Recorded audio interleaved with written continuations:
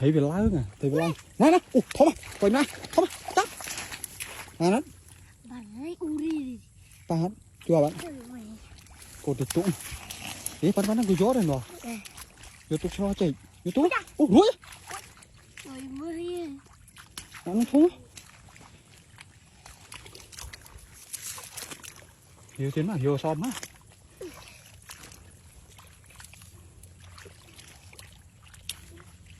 Cái má ba chưa? Nè, trời nè. Bát. Hiểu không? Tay lòng. Hiểu tay lòng. Mày chắc mày hiểu thấy sao?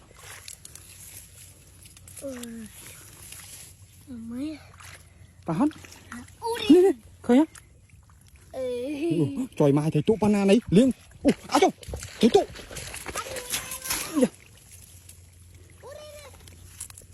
Nè, ăn muối ấy.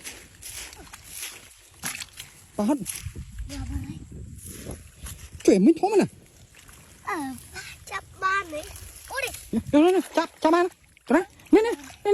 Bàn. Bàn đàn đây à. Hiểu sao mất. Trời mai ui thấy chốn à. Tao ba rồi. Trời mai ui à là nhút đang thấy chốn với tàu. Thấy chưa?